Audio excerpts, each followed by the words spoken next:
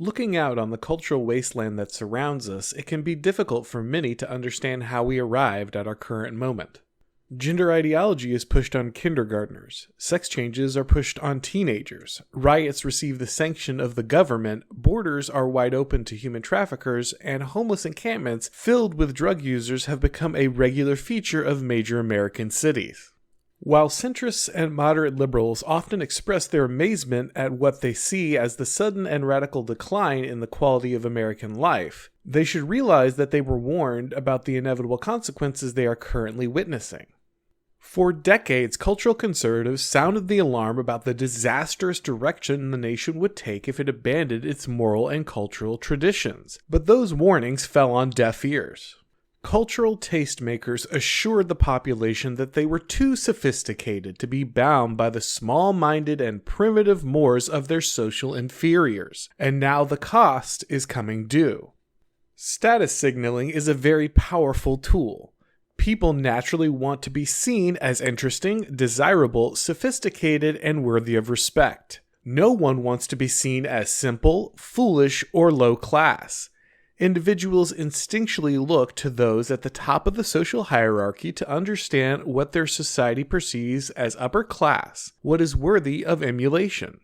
Despite what our trite cultural propaganda tells you, most people are not unique and delicate snowflakes who generate their own perceptions of social value a priori. Instead, they look to those who have achieved higher social standing, assume that those individuals know something the average person doesn't know, and adjust their behavior accordingly. This is not to insult or belittle anyone for this behavior. It is a natural and easily observable pattern that everyone falls into, myself included.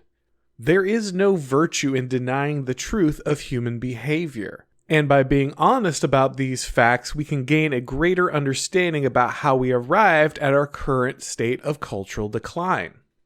Traditions are the avenue through which societies transmit their collective knowledge. Lessons that were learned at great cost by our ancestors are encoded deep in our psyches through moral values, rituals, and taboos. This social continuity, this great chain of being, is one of the key things that binds a group together and makes them a cohesive people or nation. It is what grants us identity, purpose, and a sense of belonging. If you want to fundamentally transform a society to grant you or your group more power, one of the most effective things you can do is work to alter the underlying traditions and morals of that society. But achieving this is harder than it sounds. These truths are usually deeply ingrained in the fabric of a society. They are woven at every level into the day-to-day existence of the average person. These traditions inform family formation, religious observances, workplace interactions, artistic pursuits, and even casual entertainment. The project of replacing those values must alter the moral framework that guides the lives of members of that civilization, and the best way to do that is to hijack the system of social signaling. As we established previously, most people will look to those above them in the social hierarchy to understand what behaviors are rewarded by their culture. For much of human history, however, the common people did not regularly interact with the cultural elites of their society. Aristocrats might seek to lead by example, but there was no way for them to constantly influence the day-to-day perceptions and interactions of the average person. The era of mass communication has altered that relationship considerably. The process that first began with newspaper and radio has radically accelerated through movies, television, the internet, and now its ultimate incarnation, social media. These technologies allow America's elites to deliver a constant stream of propaganda. An omnipresent pipeline of elite influence is disseminated to American citizens every moment of every day. Cultural tastemakers from the coasts can now reach deep into the heartland and shape the values of communities that they will never see or visit, much less care about or understand. This media apparatus has been used steadily over time to undermine the moral traditions of the United States and ruthlessly mock those who noticed. The idea that Hollywood does not share or promote conservative values is not an earth-shattering revelation. The average Republican voter has lamented this fact for decades, but it's worth taking the time to analyze a particularly important aspect of the left's media strategy, coding the culture war as low class. Make no mistake, progressives have understood for a very long time that they're in a war for America's culture. They take every opportunity to portray those who are spreading the left-wing gospel as virtuous, sophisticated, and deserving of higher social standing in all forms of media. The left used to pretend to be the champion of the working class, but curiously, one never sees an Appalachian coal miner championing the progressive causes in movies or television. Every character parroting back Democratic talking points is a well-spoken college graduate who is frustrated because they must educate their community of backward, intolerant rubes. Despite being portrayed as underdogs, progressive characters are coded as high status, with only their racial or sexual identities indicating that they might be subjected to oppression. In reality, we know that these characteristics would actually grant the individuals special privileges and protections, but this status sleight of hand allows those at the top of the social hierarchy to obfuscate their privilege. Wealthy, well-educated, high-status people get to portray themselves as victims of poor, lower-status people if they are deemed sufficiently diverse, or a more clarifying term might be holy.